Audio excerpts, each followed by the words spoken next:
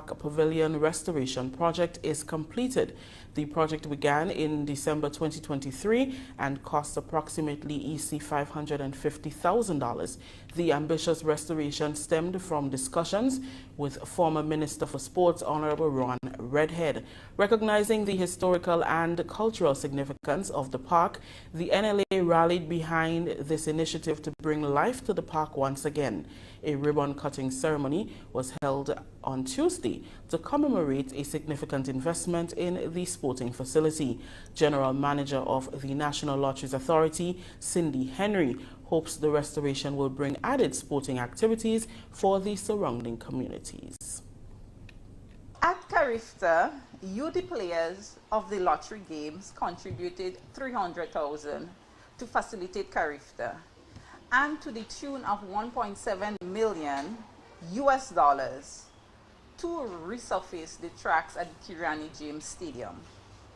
Likewise, your participation in lottery games enabled the restoration of Victoria Park's Pavilion, the outer field and lighting. This is not just my park, it is your park, it is our park. It is the hub for sporting and cultural and entertainment activities. It is the soon-to-be birthplace once again for local, regional, and international track and field record breakers and trend setters. The general manager spoke of the infrastructural upgrades to the facility.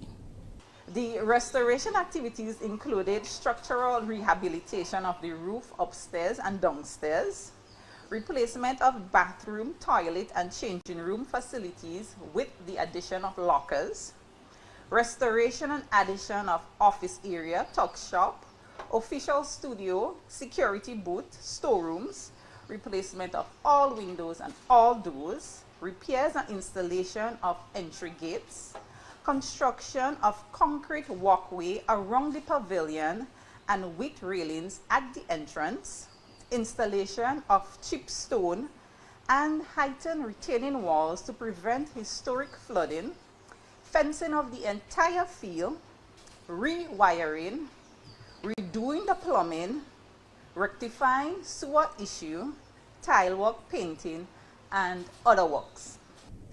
Government Minister Honorable Delma Thomas, who was present at the ceremony, commended the NLA, stating that she's happy that Victoria Park can reclaim its status as a vibrant hub for community development activities.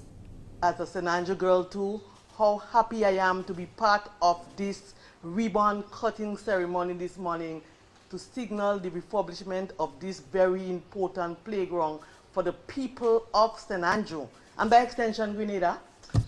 So I want to commend the National Lottery Authority and the government of Grenada. This is one of the many projects as a government we will be rehabilitating. There will be new projects also, because we believe that we have to provide an avenue for our young people. Yes, indeed. Yes, indeed. That was the Honorable Delma Thomas there at the ribbon cutting ceremony at Progress Park. Sorry, Victoria Park, not Progress Park, Victoria Park. All right? Victoria Park, that's the one in Grenville itself. So I want to commend them. It's a good project. The Grenada Lotteries Authority, they spend a hefty sum to refurbish that park in Grenville. That's the way to go. So a lot of positive things are happening for our people. But you don't see those on the other side talking about it, highlighting it. In other words, the opposition, the MPs, and in St. Andrew, you have two. You have Kate Lewis and you have Emlyn Pay. You would not find them anywhere talking highly about these projects in that particular St. Andrew area. Or we can even go closer, in their constituency. You would not find them talking about it, right? And this one is a good example of that. That's a main park. It serves the entire St. Andrew area, right? So all 4 constituencies are positively impacted by that. But you would not hear them talk about the restoration of that park. But I will play it again because I think it's an important piece that people need to hear. Because you hear them from time to time, well, nothing is happening in Big Parish. But that's not true. Things are happening in St. Andrew, but it will take the MPs on the government side to talk about it, or spokespersons on the NDC side to talk about it. Because don't expect the opposition forces to highlight this or talk about this. No, they will not. They don't care about the good things that are happening in the country. They are more focused on everything that they believe is not working or bad. The National Lotteries Authority's Victoria Park Pavilion restoration project is completed. The project began in December 2023 and cost approximately EC $550,000. The ambitious restoration stemmed from discussions with former Minister for Sports, Honorable Ron Redhead. Recognizing the historical and cultural significance of the park, the NLA rallied behind this initiative to bring life to the park once again. A ribbon-cutting ceremony was held on Tuesday to commemorate a significant investment in the sporting facility. General Manager of the National Lotteries Authority, Cindy Henry, hopes the restoration will bring added sporting activities for the surrounding communities. At Carifta, youth players of the lottery games contributed $300,000 to facilitate Carifta, and to the tune of $1.7 million to resurface the tracks at the Kirani James Stadium. Likewise, your participation in lottery games enabled the restoration of Victoria Park's Pavilion, the outer field and lighting. This is not just my park. It is your park. It is our park. It is the hub for sporting and cultural and entertainment activities. It is the soon-to-be birthplace once again for local, regional, and international track and field record breakers and trend setters. The General Manager spoke of the infrastructural upgrades to the facility.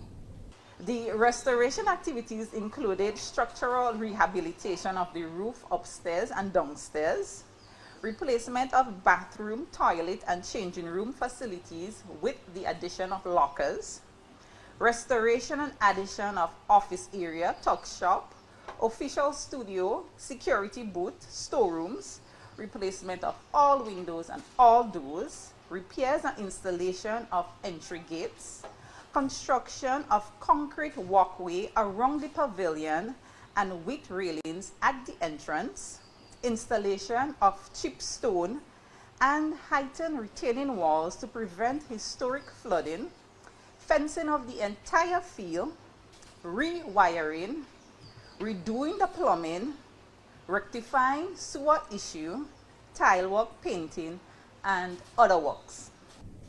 Government Minister Honorable Delma Thomas, who was present at the ceremony, commended the NLA, stating that she's happy that Victoria Park can reclaim its status as a vibrant hub for community development activities. As a St. Andrew girl too, how happy I am to be part of this ribbon cutting ceremony this morning to signal the refurbishment of this very important playground for the people of St. Andrew and by extension Grenada. So I want to commend the National Lottery Authority and the government of Grenada. This is one of the many projects as a government we will be rehabilitating. There will be new projects also, because we believe that we have to provide an avenue for our young people across the country. Yes, so thank you very much there. The Honorable Delma Thomas, uh, she was present for that ribbon cutting ceremony, and she understands the importance of this particular park because it's pretty much the main park in St. Andrew. Yes, we know about Progress Park, but this one in Grenville itself is a very, very important park for the people of St. Andrew, and the government, with financing from Lotto, they were able to refurbish that park and the facility there. But I'm encouraging those on the other side to talk about this positive thing that happened. So, yes, we know you love to criticize. We know you love to condemn. We know you love to talk bad about everything. But there are good things that are happening. And we believe if you are a responsible opposition, you should come forward and also praise the government, acknowledge that the government is doing some good things to benefit all of us here in Grenada, Carriacou, and PT Martinique. I want to also highlight this assistance through the Grenada Cooperative Bank and Hubbards for the people of Shantimel, the fire victims there, because, after a week or two, people tend to forget about what happened in that area. So I'm so happy to see that the minister and MP, the MP responsible for St. Patrick West, the Honorable Joseph Andel, he's doing a lot of work so that they will not be forgotten and that the help, the assistance will come to them. I'm really, really proud of him and what he's doing there. Corporate Grenada continues to support the restoration efforts of 5 families recently affected by the devastating fire in Shantimel St. Patrick. On Tuesday, the Grenada Cooperative Bank and the Hubbards Grenada Limited presented checks of $20,000 each to the Shantimel Fire Victims Relief Committee to aid in the reconstruction of homes. 17 members of the community were affected by the fire on March 28th. Immediate intervention by government and parliamentary representative Honorable Joseph Andel saw 3 families temporarily relocated to the low-income housing unit at the villa. Since the incident and the many calls for assistance, the families have received clothing, food, and other necessities to be comfortable in the interim. At the handover ceremony on Tuesday, Parliamentary Representative Andel said he's happy that the recovery of the affected families is now on the agenda of every Grenadian. I say a heartfelt thank you to Coop Bank and to Jonas Brown and Hubbards for the generous contribution towards the Fire Victims Release Fund. As much as the donations have been coming in, we are still a long way from what we need in order to be able to restore the homes of the 5 families. And we understand that the attention span of the public is not always very long. And while the focus is on these victims, we need to capitalize on every opportunity to raise as much funds as we possibly can so that by the time people's attention starts to be diverted by other events, we will be well underway to achieving our goals of having them back in their homes as soon as possible.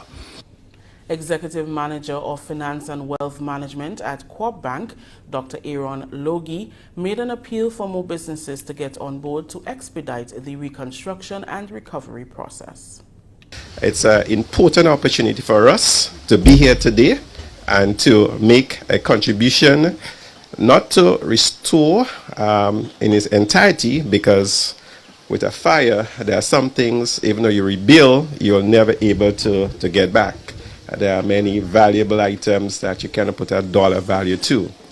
So today, Grenada Cooperative Bank is pleased to announce that we are making a contribution of $20,000 for the restoration of the houses that were destroyed by the fire. We make a special appeal to our corporate citizens, our corporate organization, to come on board to help make a difference to restoring what the fire would have damaged.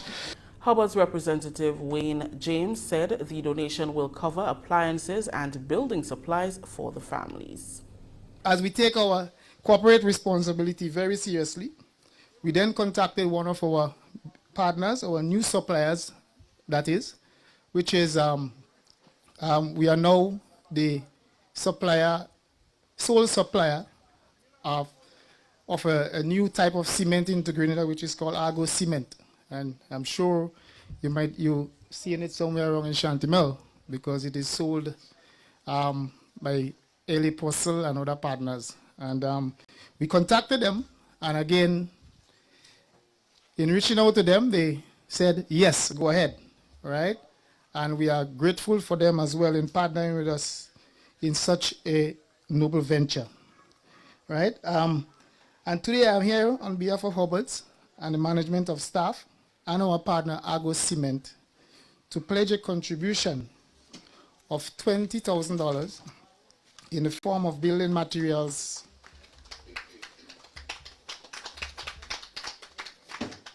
household appliances, which we hope will go a long way in restoring the lives of the fire victims to a form of normalcy. The Chantimel Fire Victims Relief Committee was appointed by Honorable Joseph Andel to spearhead the affairs of the affected families. Yes, so that's a very, very good thing. Very, very good thing there. I want to applaud the Honorable Joseph Andel for this whole, organizing, mobilizing, getting the corporate bodies on board, getting citizens on board to really assist the families. It will take far more than that, but at least they have started the process. They have started the process, and we hope that more businesses can come on board to help the families, because I think it's about 17 family members who have been affected.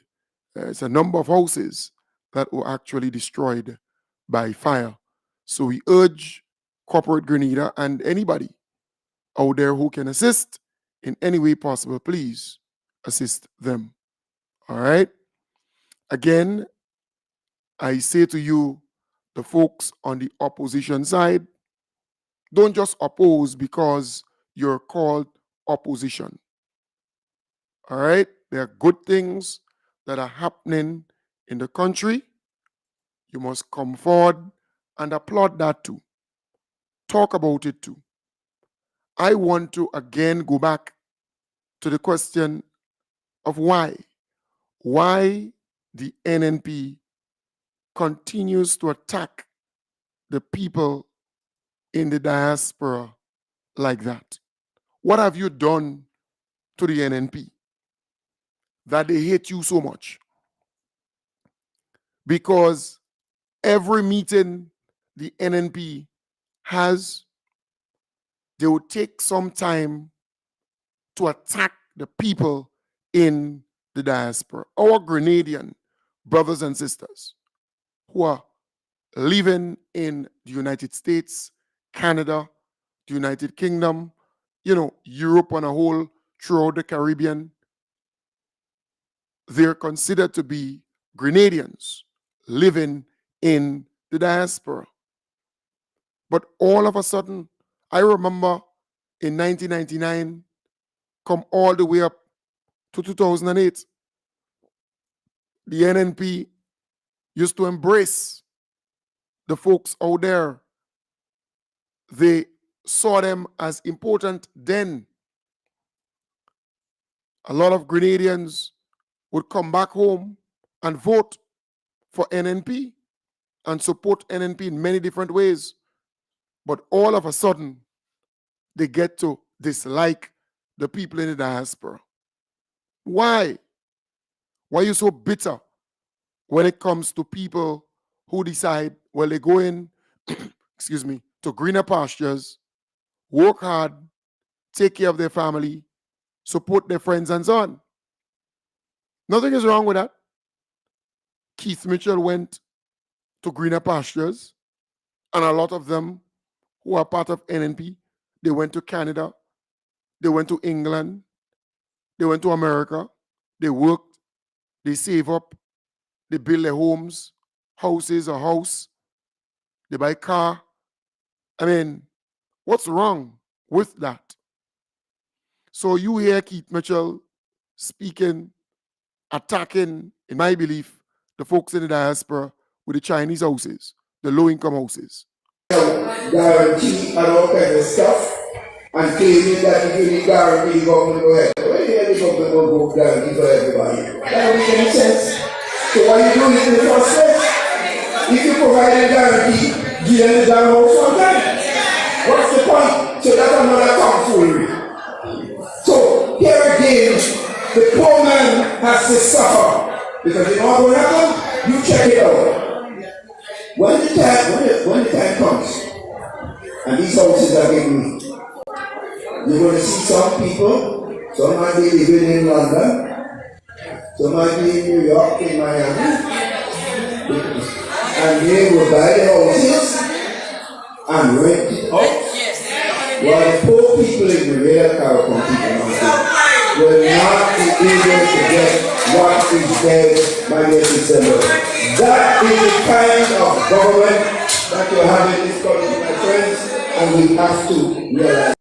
Yeah, it's sad because the NNP supporters, they are clapping and jumping for joy when Keith Mitchell making those kind of statements, right? Because he's actually saying when they start distributing these houses, you're going to see people from Miami, New York, Canada, England, the diaspora, come in and buy up them houses and rent them out, right? And the poor people in Grenada wouldn't get a chance to get those houses too and live there and so on. What's to that effect? If you listen to the audio, you would realize that, he's going after the people in the diaspora. But what is wrong with a Grenadian, right? With a Grenadian daughter, son, uncle, father, cousin, a Grenadian citizen who is in the diaspora deciding to come back home and buy one of those low-income houses and live in them. What is wrong with that?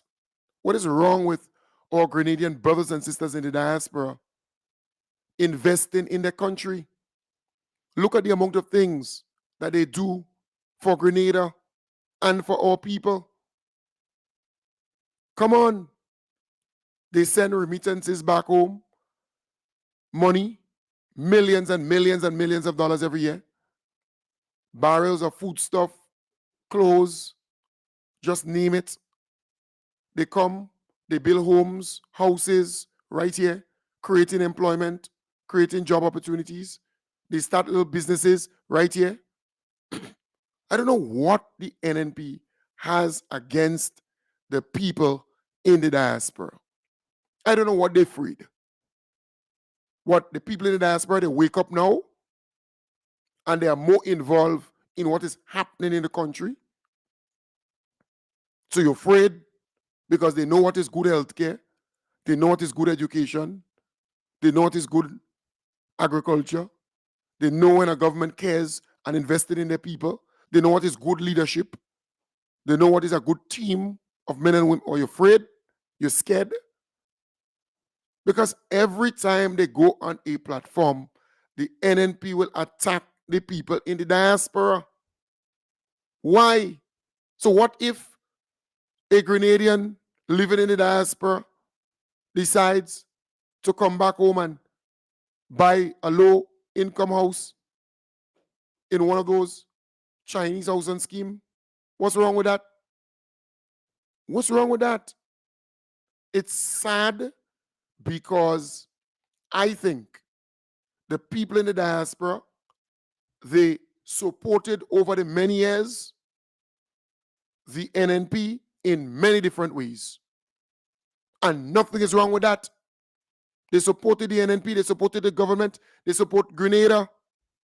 But now you lose support, you vex, you angry, you're bitter. Every time you go on a platform is to criticize and run them down. Even Jukutu, Roland, Bola and all, going after the people, attacking the people in the diaspora, in my belief. With the diaspora. You ever wonder why everything they talk about is the diaspora?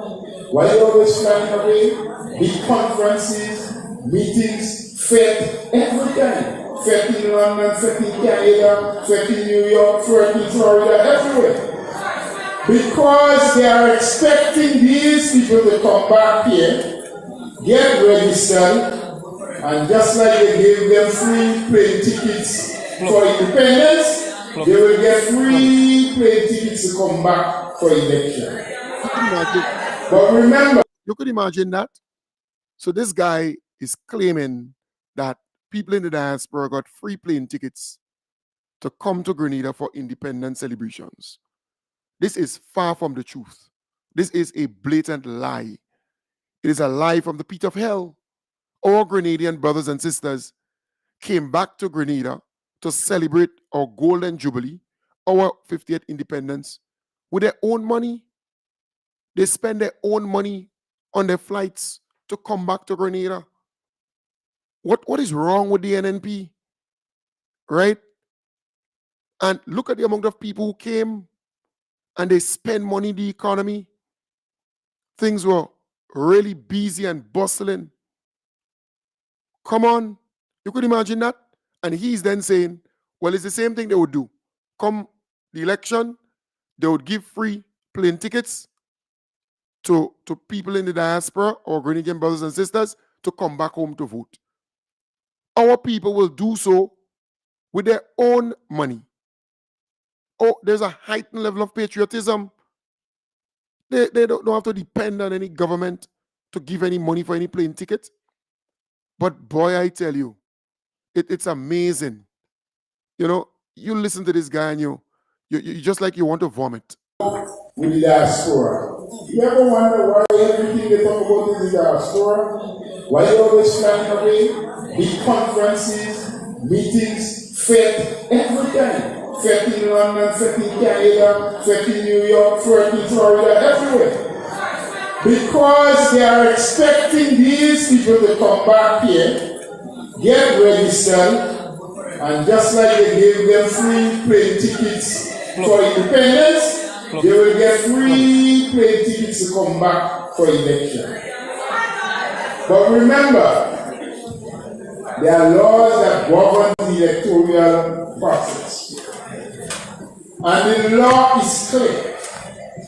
I am not a lawyer, but it's fair for me to understand and you to understand that unless you are residing in the country for 12 consecutive months, you are not qualified to participate in the electoral process. Right. So again, folks, that's a lie. That's a lie. All right. And I read for you yesterday what qualifies a person to participate in the electoral process. So don't make these people fear, instill fear in you or make you afraid or make you believe that you cannot vote or participate in the election. They lie. Right? I read for you yesterday the law that governs our election. You hear me? So they are fearful that our brothers and sisters in the diaspora who continue to register in record numbers, that they will do so and they will vote to keep the NDC in power for a very long time. So the law that governs our election process says in Section 5, right? Part 3, Section 5, subject to this act, a person is entitled to vote in an election in a constituency if on polling day he is qualified and registered as an elector in that constituency and his name appears on the current list to be used for that constituency. And then lower in that law, it speaks of what will disqualify a person. So let's move to section 6 now. So I just read section 5. Section 6, entitlement to register. Subject to section 7, a person shall be entitled to be registered as an elector, excuse me, in any one constituency if he, A, is a citizen of Grenada, or B, is a Commonwealth citizen who has resided in Grenada for a period of at least 12 months immediately before the date of his registration. That's a Commonwealth citizen. But if you're a Grenadian, you don't have to be here for 12 months immediately before the date of your registration. You hear me? C, has attained the age of 18 years, and D, is ordinarily resident in that constituency. So you need to be from that constituency to vote in that constituency. You need to be living there, right? So even if you live there for 6 months, a month, as long as you are from there, so you could go in America, come back, go in England, come back. Once you live in there, right, you can vote there. Nobody could stop you. So you could be coming to Grenada twice for the year, 3 times for the year, once for the year. Once you live in there, nobody could stop you from voting there. So once you get registered, because you're a Grenadian, you're a citizen of Grenada, you get registered, your name is on the voters list, you're entitled to vote on election day, right? For the purposes of registration under this act and rules, a person is deemed subject to the act to reside in the polling division in which he was ordinarily resident immediately prior to his registration. So you have to be a resident of that area, that constituency. So don't make Bolan, NNP, and them fool you. As long as you're from there, you're a resident of that constituency, you could vote there. Right? It is clear. So you can't just decide to take up resident and say, well, that is where I am from. No. 3, a person is not ordinarily resident in a polling division if he has not taken up resident in that polling division for the purpose of engaging in any employment of a temporary or seasonal character. So you cannot just go there, right, temporarily, just to settle in, to register, and to vote. No. You have to be from there. For the purposes of registration under this act and the rules, a person may be ordinarily resident only in one polling division at any particular time. So in other words, you can't be from St. Patrick West and also from the town of St. George. At any given time, you can only be from St. Patrick West or from the town of St. George. Only one constituency. This thing is basic. Basic.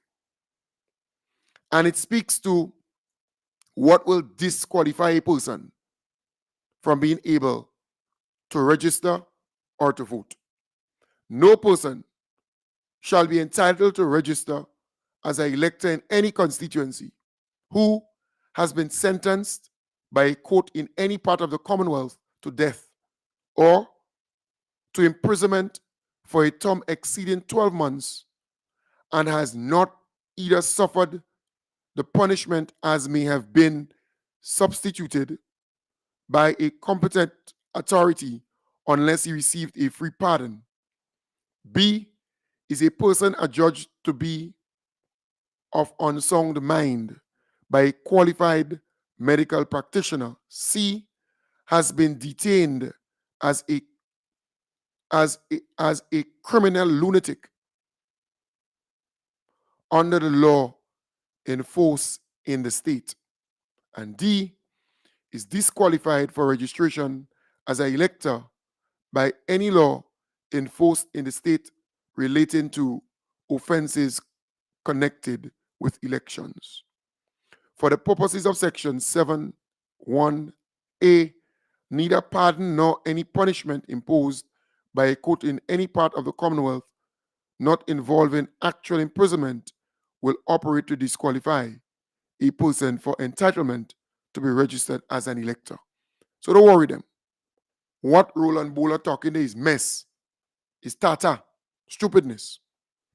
As long as you are a Grenadian, you could be living in Timbuktu, you could be living in Canada, England, the United States, Trinidad, Barbados, Aruba, St. Kitts, Dominica. Once you are a Grenadian and you get registered to vote and your name is on the voters list, you will be able to vote. Right? So don't make them fool you. The law is clear. But they're scared. They're scared because they believe the same stick that beat the white dog will beat the black dog. And the same whip that they use is the same whip that coming back now and beat them. So they're scared. I am saying to you, our brothers and sisters in the diaspora, once you come here for any event, any activity, take some time and register to vote. All you need is your birth certificate. All you need is your birth certificate. And if you don't have one, within 2 days, you can get one for about $7. 7 easy. Right? If you don't have your birth certificate and you have a Grenadian passport, you can get registered with that. So any one of them. And it will take you only about a minute or two to get registered. You hear me?